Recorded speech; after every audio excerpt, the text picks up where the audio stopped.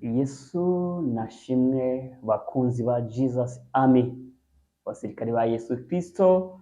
Twagarutse nanone ikiganiro Tomorrow People nakagaruka. Uyu munsi ndagira ngo tuganire ikigisho gishasha kivuga ngo cira birarura. Imana nishimwe, reka dusenge. Uwera wa Isirayeli, gitare cy'amahanga, turagushimye ko kugira neza n'imbabazi byawe bihora biteka ryose.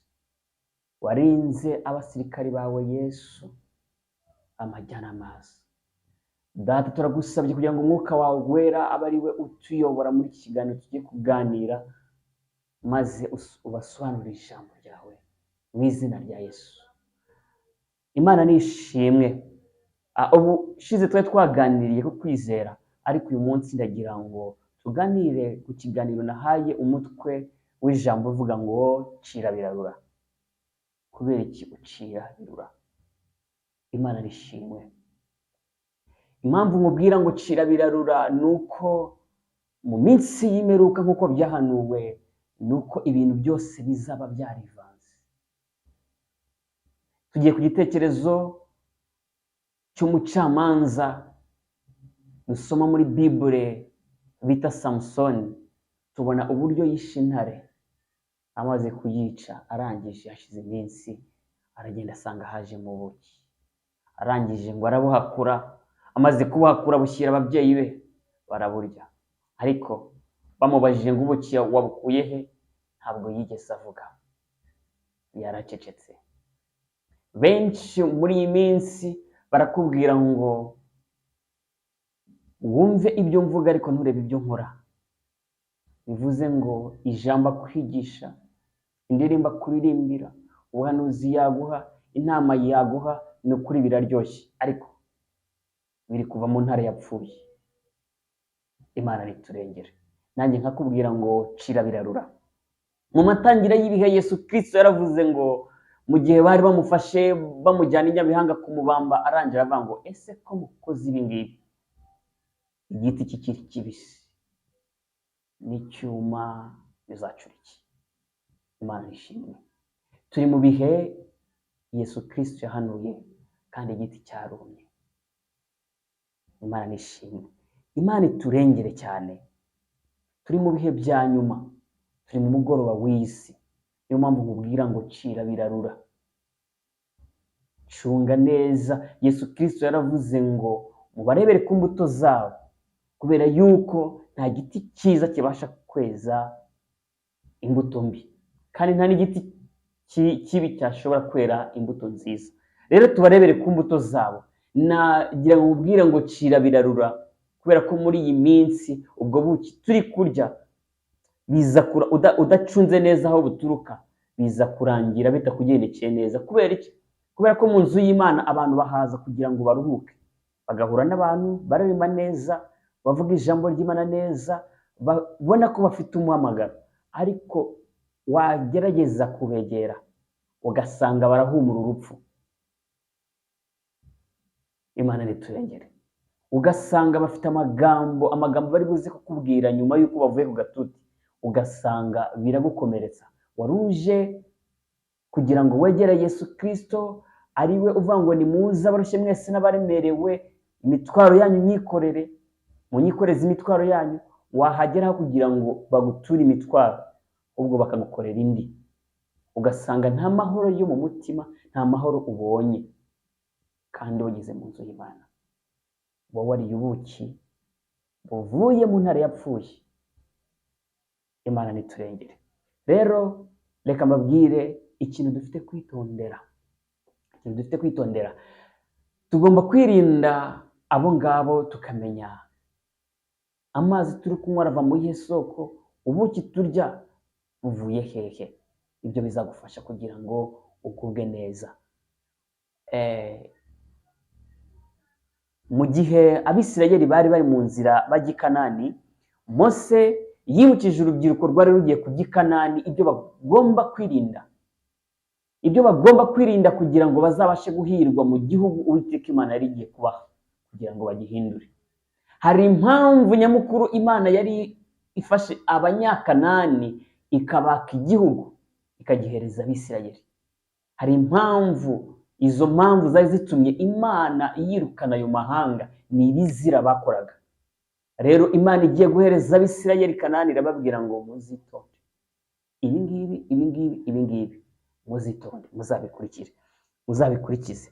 Dusomye mu Gutegeka kwa kabiri ibice bya 18 tureba ibizira Abanyakanani bakoraga byatumye Imana ibaka igihugu, kuko ibyaremwe byose n'Imana yabiremye kandi ni ibyayo, ifite kubiha ubishaka, ikanyaga umwe ikagabira undi.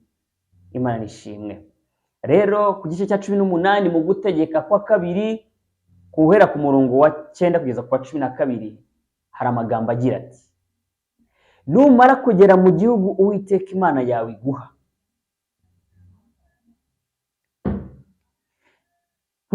ntuzige gukurikiza ibizira bikorwa n'ayo mahanga. Muri mwe ntihazaboneke ucisha umwana we cyangwa umukobwa we mu muriro, cyangwa ukora iby'ubupfumu, cyangwa uragurisha ibicu, cyangwa umupfumu, cyangwa umurozi. Ibi ngibi ni ibizira Abanyakanani bakoraga, kandi Imana ntabwo, ni nacyo cyari gitumye Imana ibaka igihugu ikagihereza ishyanga ryera rya Isirayeli. Rero ishyanga ryera ry'Imana, Imana iraribwira ngo ntimuzakore ibizira biriya miryango urunuka. Imana nishimwe.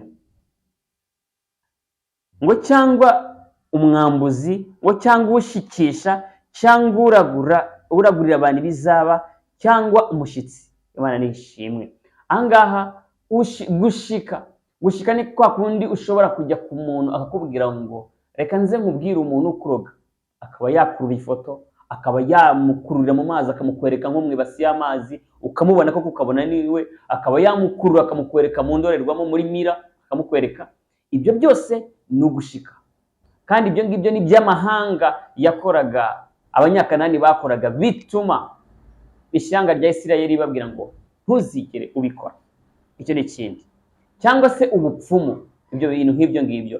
Reka dutandukanye ahangaha kuragurira abantu ibizaba bitandukanye n'ubuhanuzi. Kuragurira abantu ibizaba bakoresha imyuka bita divination cyangwa se spiritist, bakajya mu myuka bakareba ibizaba, yewe bakanaragurisha ibicu, ibyo bita horoscope. Imana ntibikunda ibyago urunuka. Imana nishimwe. Ariko ubuhanuzi buzanywe n'umwuka wera ntabwo ari ikintu ushobora kugenda ngo isaha ku isaha ngo ngaho mbwira. No, Imana mu gihe yateguye ibasha kubwira umuhanuzi ngo genda ubwire abantu ibizaba, bwira uyu muntu akizwe, ibi ngibi n'ibi ngibi, akurikize ibi ngibi, ariko ari Imana ibimubwiye. Imana nishimwe. Twumvikane yuko Imana atari nka radio ufunga ugafungura, ivuga ibishatse cyangwa se ntivuge. Gusa icyo tuyiziho ni uko yo ari umukozi, irakora cyane kurusha uko ivuga. Imana niturengere. Ahangaha rero ibizira Abanyakanani bakoraga nibyo byatumye Imana ibaka igihugu igihereza Abisirayeli. Ahangaha Mose arimo abwira urubyiruko rugiye kuzagera i Kanani, muzitonde. Imana nishimwe. Murongo wa 12 ngo kuko uko ibyo wese ari ikizira Uwiteka yanga urunuka, kandi ibyo bizira nibyo byatumye Uwiteka Imana yawe izirukana ayo mahanga imbere yawe. Imana nishimwe. Bivuze ngo hari impamvu Abanyakanani bari birukanywe, ni ukubera ibyo bizira. Rero Abanyayisirayeli bari babwira kugira ngo batazagwa mu bishuko n'amoshya, ndetse no kuba bajya kwiga iyo mihango n'ibyo bizira Uwiteka yanga urunuka. Bivuze ngo rero iyo wakiriye nanone Yesu Kristo nk'umwami n'umukiza wawe, hari ibyo uba ukwiye kugira ute kureka. Imana nishimwe. Kuko iyo iguhamagaye ukitaba, twese twarahamagawe, ariko iyo tuyitabye tubwirwa amategeko n'amabwiriza y'ubwami. Imana nishimwe. Nk'uko n'abangaba nabo babwiwe amabwiriza azababashisha gutura muri kiriya gihugu bakagituramo amahoro. Natwe rero iyo twemeye Yesu Kristo nk'umwami n'umukiza wacu, duhabwa amategeko y'ubwami. Hari itegeko ry'isezerano Imana yatanze ku musozi wa Sinayi. Amategeko Imana ubwayo irayiyandikira n'urutoki rwayo, kandi aya mategeko kandi yanashushanyaga Yesu Kristo. ayo mategeko aza nk'isezerano ridahinduka, kandi na manu n'inkoni ya Aroni ndetse n'ibisate bibiri by'amabuye byabaga mu isanduku y'isezerano. Manu yashushanyaga umutsima w'ubugingo ari we Yesu Kristo. Imana nishimwe. Rero ukimara kwakira Yesu Kristo nk'umwami n'umukiza wawe, urafite kumenya amategeko y'ubwami, ukamenya itegeko nshinga. Itegeko nshinga ry'ubwami bwa Yesu Kristo. Imana nishimwe. Buri gihugu cyose uzajyamo ndetse na koperative usanga bafite amategeko abagenga. Rero ubwami si bwo budafite amategeko. Yesu Kristo we ari amategeko 10 yayatanze Samari, aravuga ngo uzakundisha Uwiteka umutima wawe wose n'ubwenge bwawe bwose ndetse n'imbaraga zawe zose. Imana nishimwe. Arongera ngo ukunde mugenzi wawe nk'uko wikunda. Rero amategeko 10 y'Imana, 4 ya mbere yabaga ari ay'umuntu n'Imana, 6 ya nyuma akaba ari ay'umuntu na mugenzi we. Imana nishimwe. Ese mwaba mwibuka abakristo benshi nta nubwo bazi naho amategeko y'Imana yanditse, ngo umenye igitabo mukurutaho umenye n'igice, by'abakarusho ukanayamenya yose. Imana nishimwe.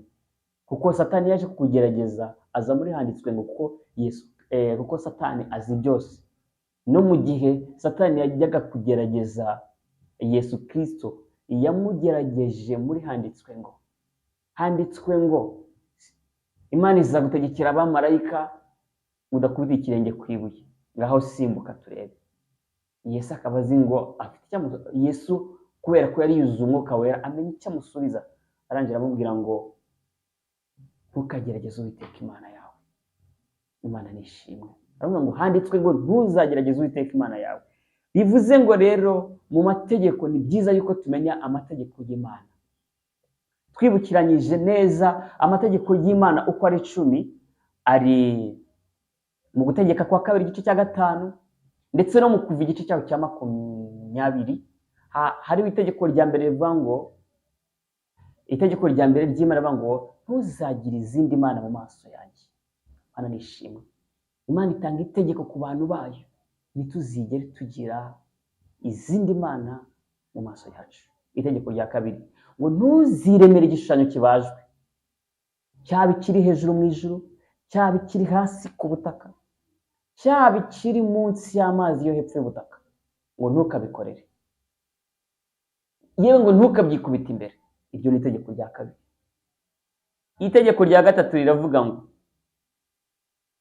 riravuga ngo ntuzavugire ubusa izina ry'Uwiteka Imana yawe. Hari abantu bamenyera kujya kumva umuntu wararahiye, nubwo byaba ari ukuri, ariko ukaba wava ngo ubundi agatwika Bibiliya y'Imana ngo mu izina ry'Imana, uba uvugiye izina ry'Imana ubusa, kandi Uwiteka akubara nk'ucumuye. Imana nishimwe. Itegeko rya 4 rivuga ngo wibuke kweza umunsi w'umwami. Imana nishimwe. Abisirayeli bo biranditse ngo wibuke kweza umunsi w'isabato. Imana yabahaye umunsi w'isabato nk'itegeko kugira ngo bajye bazirikana yuko batakiri mu bubata bwo muri Egiputa. Iyo biranababwira ngo kuri uwo munsi w'isabato ntazagire ikintu na kimwe ukoraho wowe ubwawe, yaba umunyamahanga wawe uri iwanyu, yewe yaba ari umushyitsi, ntazagire ikintu cyose ukoraho. Kubera iki? Kugira ngo uhore wibuka yuko utakiri mu buretwa. Kuko bari mu buretwa bakoraga amasaha 24 ku minsi 7, ntibaruhukaga. Rero Imana irabubaha kugira ngo bajye bibuka yuko yabakuje muri Egiputa akaboko kayo gakomeye. Imana nishimwe. Itegeko rya 5 rivuga ngo wubahe so na nyoko. Imana itubwira ngo twubahe. Ubahe so na nyoko kugira ngo uramire mu gihugu. Irya 6 turavuga ngo ntukice, irya 7 ntugasambanye, irya 8 ntukibe, irya 9 ntugashinje ibinyoma mugenzi wawe. Ugasanga ubaye umutangabuhamya w'ibintu by'ibinyoma, ugasanga uri kurema amagambo uteranya bagenzi bawe. Iryo nabyo ryo ubukoze icyaha. Itegeko rya 10 riravuga ngo ntukifuze. ntukifuze buri kintu cyose cya mugenzi wawe. Imana nishimwe, twige kunyurwa. Imana nishimwe. Rero nibyo natangiye nkubwira ngo cira birarura. Imana nishimwe. Niba warajya umaze imyaka 20, wenda ni myinshi, umaze imyaka 5, wenda nayo ishobora kuba ari myinshi, ukaba umaze umwaka mu itorero ndetse ubatijwe, waremeye Yesu Kristo nk'umwami n'umukiza wawe, ukaba utazi amategeko y'ubwami, ikibazo, ukaba utazi itegeko nshinga, nicyo wakabaye winjira usoma ku muryango mbere y'uko winjira. Imana nishimwe. Rero nibyo nakubwiraga, tuzirikane amategeko y'ubwami, kandi icyo Yesu Kristo atubwira tugikore. Niba twaramwemeye nk'umwami, bivuze ngo tumwemeye nk'umwami n'umukiza wacu. Nk'umwami ni uko tugomba gukurikiza amategeko, tugakora icyo atubwiye. Umukiza wacu ni uko yaducunguye. Rero abamwemeye bafite ubugingo, abamwemeye bamwemera nk'umwami n'umukiza wabo, kandi abo bazi n'amategeko, bazi icyo akunda, kandi intama ze zumva ijwi rye. Imana nitugirire neza. Nahoraga nagira ngo nkwibutse ngo ucire birarura, kuko hari ubuki, ariko ubuki bwose aho buva no kwitonda. Isoko y'amazi tunywa, turafite kwita nanone ku isoko, kuko ushobora kumva amazi aryoshye ariko azakuzanira ingaruka. Ushobora kumva ubuki buryoshye ariko buvuye mu ntare yapfuye. Cira birarura. Reka tumenye amategeko y'ubwami. Nicyo nabasabira, nanjye nisabira mu izina rya Yesu Kristo. Ciao ciao, ndabakunda.